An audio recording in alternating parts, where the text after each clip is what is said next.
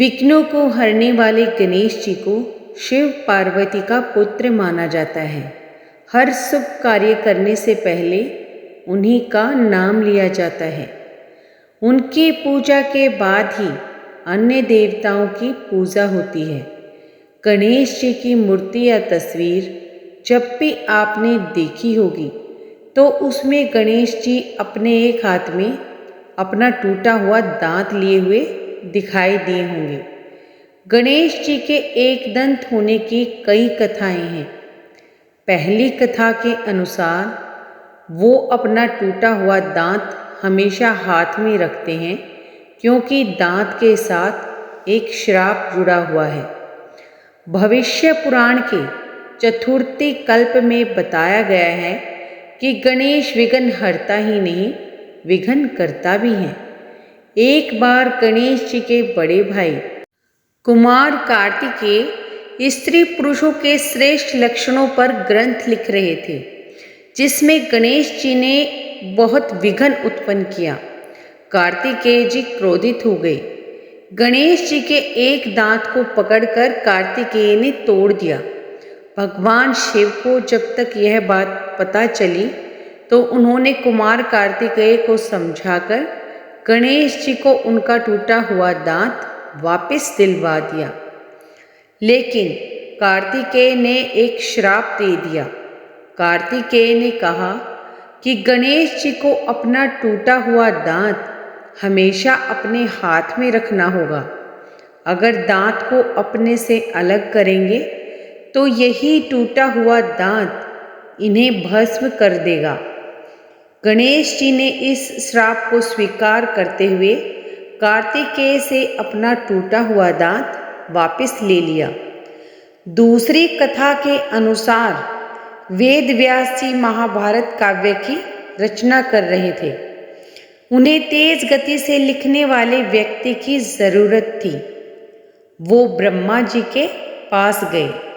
ब्रह्मा जी ने उन्हें भगवान शिव जी के पास जाने की सलाह दी। शिव जी ने उनके साथ गणेश जी को भेज दिया। गणेश जी ने एक शर्त रखी कि अगर वेद व्यास जी एक अक्षण के लिए भी रुके तो गणेश जी लिखना बंद कर देंगे। वेद व्यास जी ने उनकी शर्त को मान लिया और कहा, जब भी आप लिखें तो आपको हर अंतरे का अर्थ समझकर लिखना होगा। गणेश जी भी मान गए। वेद व्यास जी ज़्यादा गति से बोलने लगे तो गणेश जी की लेखनी टूट गई। तो गणेश जी ने अपना दांत तोड़कर उसे ही अपनी लेखनी बना लिया।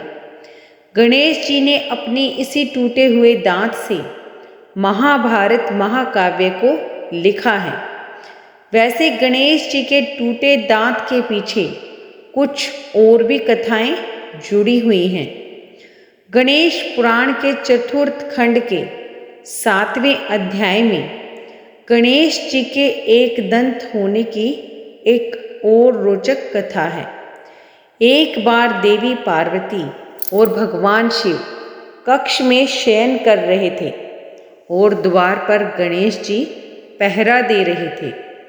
उस समय ऋतकार्तवीर्य का वध करके परशुराम जी अति उत्साहित होकर कैलाश पर पहुँचे और तत्काल शिव जी से मिलने की इच्छा प्रकट की। लेकिन गणेश जी ने परशुराम जी को शिव जी के पास कक्ष में जाने से रोक दिया। गणेश जी के रोकने पर परशुराम जी क्रोधित हो उठे और युद्ध करने लगे। गणेश जी से पराजित होने पर परशुराम जी ने शिव जी द्वारा दिए हुए परशु अस्त्र से गणेश जी पर प्रहार कर दिया। फरसे के प्रहार से गणेश जी का बायां दांत कट गया और गणेश जी एकदंत हो गए। गणेश जी के एकदंत होने की जो कथाएं मिलती हैं उनमें से एक और कथा है। उनमें एक कथा गजमुखासुर की भी है। इस असुर को यह वरदान प्राप्त था कि वह किसी अस्त्र शस्त्र से नहीं मारा जा सकता। इसीलिए गजमुखासुर देवताओं और ऋषियों को परेशान करने लगा।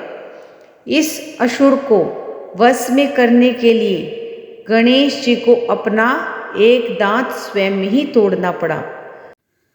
और जब राक्षस ने ये देखा कि गणेश जी अपने टूटे हुए दांत को हाथ में लेकर उनके समीप आ रहे हैं, तो वो समझ गए कि उनकी मृत्यु निकट है। राक्षस ने मूषक का रूप धारण कर लिया और गणेश जी ने मूषक को अपनी सवारी बना लिया। जितनी भी कथाएं प्रचलित थी, आपको इनमें से कौन सी कथा सच्ची लगी, ये कमेंट कर बताएं और अगली वीडियो के लिए चैनल को सब्सक्राइब कर लें।